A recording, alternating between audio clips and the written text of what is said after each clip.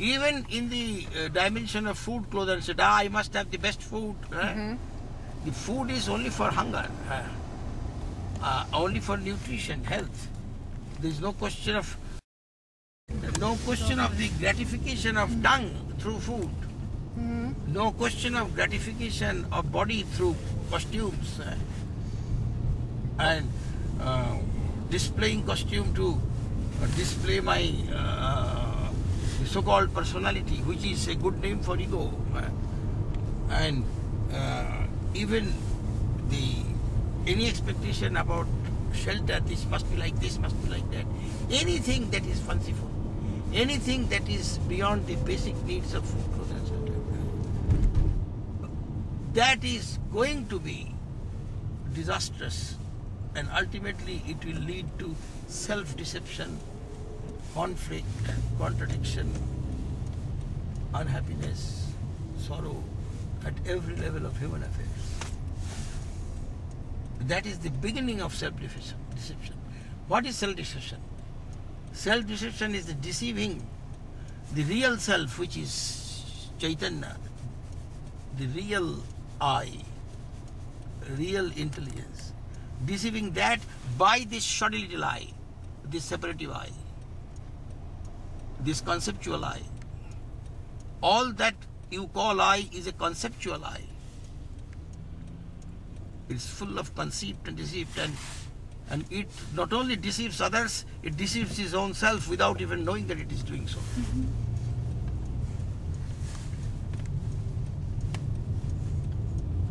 And if this is not there, there cannot be any disharmony anywhere.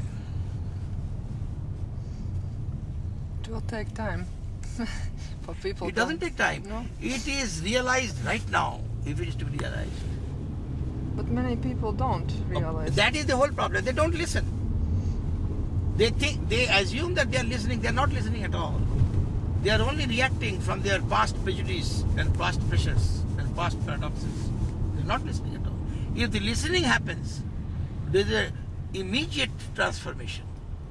Of course, it may take some time to be evident. For example, when a seed goes in a fertile soil, the tree has already happened.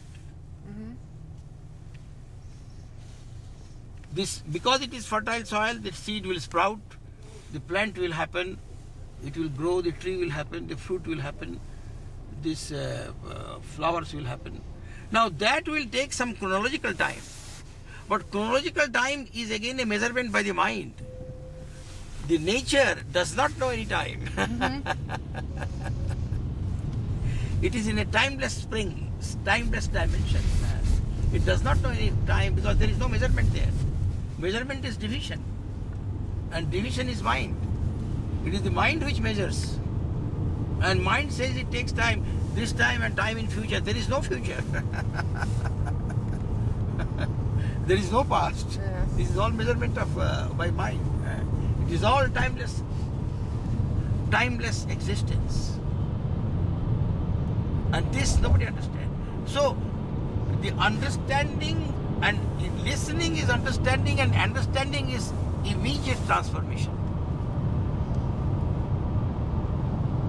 It may take some chronological time to be evident, just as I gave an example about seed. Yes. During this Adhyaya session, that means the first evening, or during even the teaching, even the listening has not happened. You can do Kriya for 10,000 years, nothing is going to happen. But if the seed is already sown, if the understanding has happened, then the Kriya helps. It helps like just as when you put the seed, you put some manure, you put some water, you put some barricade, so that when the plant comes, the goat does not or cow does not eat it away. So the Kriya is like that only.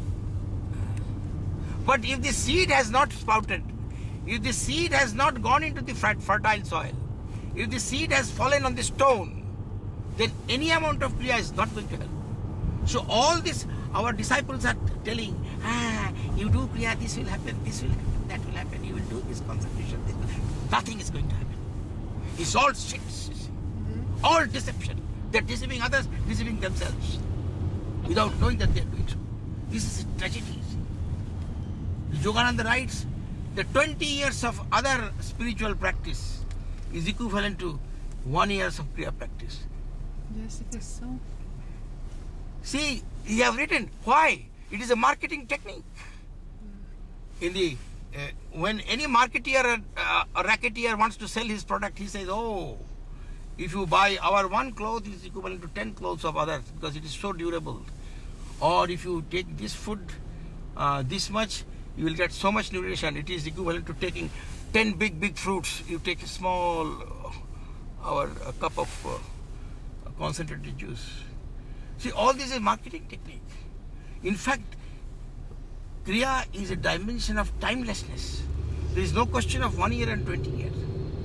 These are good marketing techniques. And this is, of course, very, very profitable. That is how they are billion-dollar organization. So, it is through this kind of technique people are attracted. And people are always in becoming. They are never in being. They are always in undertaking, never in understanding. And this they understand better. Actually, it is not understanding. It is only undertaking. A new undertaking. Sometimes a new undertaking is considered to be understanding. It is not. A new reconstruction of I is considered to be the freedom from I. It is not. Only you can know what games you are playing with yourself. And that is the fire of awareness.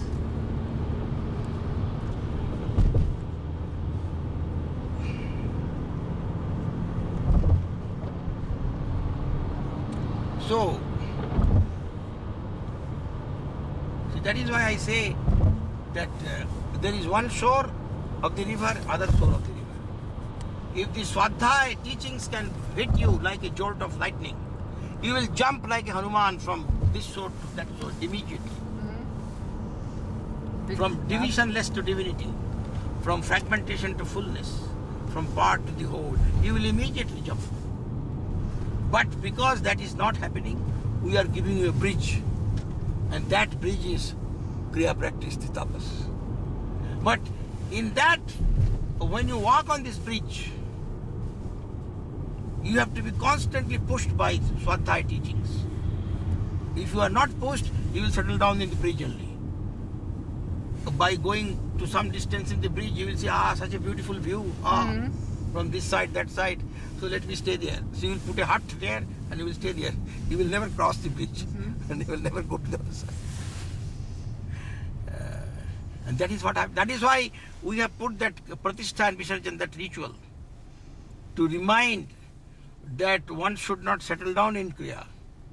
One has to go to the after state phase of Kriya. Even this should not be a clinging, should not be a bondage.